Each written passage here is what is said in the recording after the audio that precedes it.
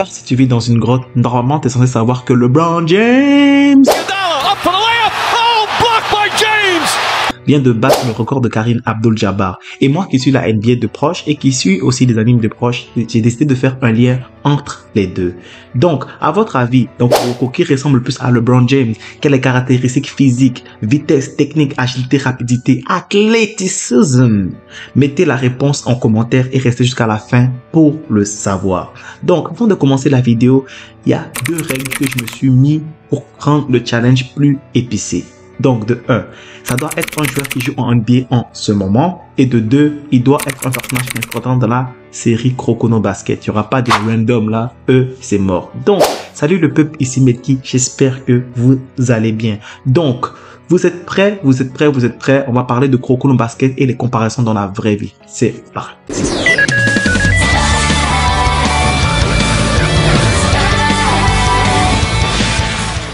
Premier point, c'est Midorima qui ressemble à Klay Thompson. En effet, ce sont deux spécialistes du shoot à 3 points et ce sont deux très bons défenseurs. En plus de ça, les gars, ils ont presque la même taille. Ils ont 1 cm qui les sépare. En effet, Klay Thompson fait 1m96 et Dorima fait 1m95. Donc les gars, ils ont à peu près la même corpulence. C'est deux excellents défenseurs et pour moi, peut-être que la seule différence que je peux estimer entre les deux, c'est peut-être le fait que Midorima a un peu plus de facilité dans les tirs plus lointains. Parce que Midorima, lui, c'est un cheat code là, il est tellement fort, mais vraiment dans l'exercice pur du shoot, les deux sont extraordinaires. Aussi, au niveau de la personnalité, on peut voir que ces deux gars quand même assez bizarres, assez chelous. Midorima avec ses affaires de constellation, c'est bizarre. Et Klay aussi a une personnalité, on l'appelle no voice. C'est un gars qui parle pas beaucoup, il est très silencieux, il est très calme, il est un peu bizarre. Donc en fait, au niveau de la personnalité, même ça match. Donc vous voyez, c'est un très bon match, Midorima et Klay Thompson.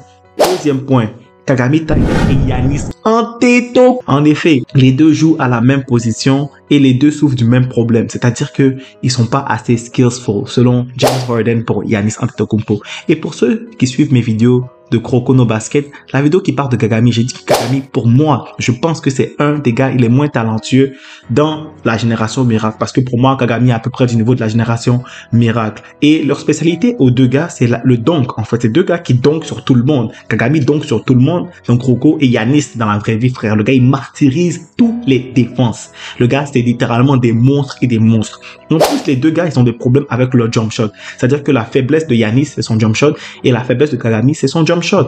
Deux choses qu'ils améliorent parce que c'est deux gars qui sont capables de rentrer dans la zone. C'est-à-dire que quand Kagami rentre dans la zone, il est capable de compétir avec tout le monde et même son jump shot est très très bon. Et Giannis aussi, des fois quand il prend feu, il est capable de mettre 3, 4, 5, 3 points. En effet, alors que c'est une faiblesse pour lui et il pratique constamment son jump shot pour devenir un meilleur shooter. Donc sur ces deux aspects-là, en fait, les deux gars, c'est des putains de strumons.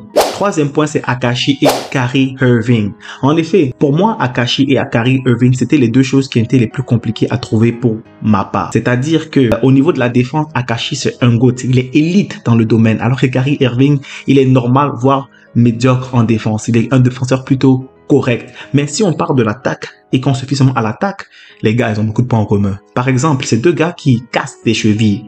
Le ankle break de Akashi et Kyrie Irving, ce gars, il est tellement technique, il est tellement fort qu'il cache des chevilles aux gars. En plus, les deux gars jouent en position de meneur et en plus, ils ont des personnalités assez atypiques. Vous savez, Kyrie Irving, pour sa personnalité assez bizarre, le gars, il est connu pour une personnalité assez bizarre, assez limite et le gars, il est complètement anormal. Par exemple, tout se passait bien au Brooklyn Nets et le gars, il est allé comme ça, il a demandé un trade pour partir.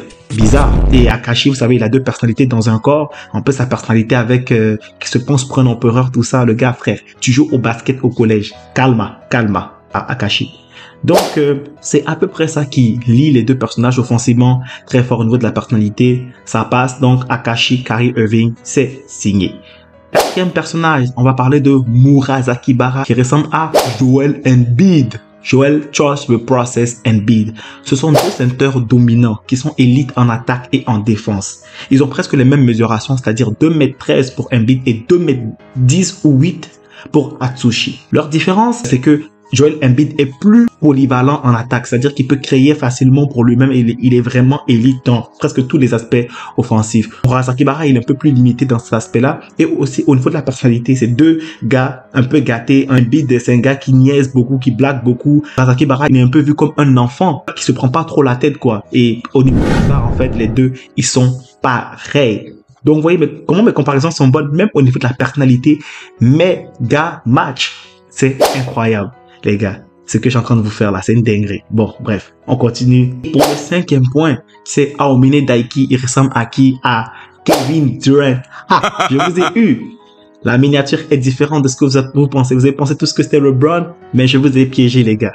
Bref, donc Kevin Durant et Aomine, c'est des joueurs faciles. Qu'est-ce que je veux dire, c'est des joueurs faciles? C'est que des joueurs qui sont gracieux, qui sont élégants et qui ont des capacités de scorer exceptionnelles. Le gars, c'est des malades en fait. Les gars, le handles est là, le scoring est là, dans toutes les positions, bucket. C'est des gars, en fait, offensivement, ils sont tellement forts, c'est tellement difficile de défendre sur eux. C'est des joueurs qui sont extrêmement agiles, extrêmement techniques et extrêmement à l'aise, balle en main. Donc, sur tous les aspects, c'est des gars, ils te fument en fait. Donc, Aomine, Kevin Durant, je signe. Mais peut-être au niveau de la personnalité, c'est peut-être ça qui les différencie un peu. C'est-à-dire que Kevin Durant, c'est un gars qui s'entraîne très dur et Aomine, comme vous le savez bien, il ne s'entraîne pas du tout. Donc peut-être c'est une chose qui les éloigne un peu, mais sinon, à part ça, tout le reste, ça match. Et pour terminer avec lui, c'est LeBron James. LeBron James ressemble à qui? Pour moi, il ressemble à qui c'est. En effet, vous êtes surpris les gars, mais laissez-moi vous expliquer. Calme tes mains frérot, calme tes mains, ne t'excite pas trop. Calme-toi. Je t'explique ça tout de suite. Donc, en fait, vous êtes surpris parce que tous les opposent. En effet, un est Renoir, costaud, 2m06, un autre, un petit japonais, 1m88. Pourtant, les deux jouent à la même position et Kissé n'a pas fini de grandir encore, donc on va lui laisser le bénéfice du doute. Mais, cependant, techniquement, ils ont beaucoup d'aspects en commun. C'est-à-dire que c'est les deux gars, quand on y pense et quand on cogite bien, c'est les deux gars les plus complets de leur verse. C'est-à-dire que pour moi, LeBron James est le joueur le plus complet. Même pas pour moi, pour nous. Parce que je pense qu'on est tous d'accord sur ça, que LeBron James est le joueur le plus complet de tous les temps. Et qui est le joueur le plus complet dans Kuroko no Basket? Qui, les amis? Qui?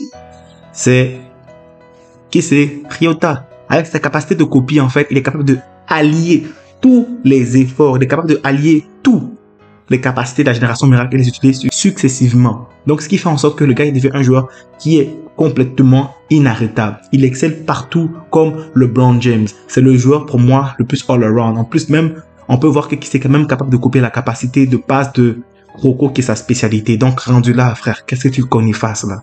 Qu'est-ce que tu veux qu'on y fasse? Donc, pour moi, les deux gars, ils se ressemblent sur ce point. Au niveau personnalité, c'est deux gars qui travaillent énormément. C'est-à-dire qu'on peut voir que Kissé, c'est un gars qui travaille beaucoup. Il s'entraînait beaucoup et il a évolué très vite. Le gars, il est passé d'un niveau où il a perdu contre Kagami à un niveau où Kagami ne peut rien faire contre lui, en fait. Et il va évoluer encore très vite. Non, comme LeBron, il est venu, il a pris ses pas très vite et il a évolué, il a percé. No pressure since I was 10 years old. I have no pressure on me. No pressure. There's no pressure at all. I've been getting pressure since I was 10 years old. En fait, c'est des monstres, c'est des stremons. Pour terminer, on va terminer avec Kuroko.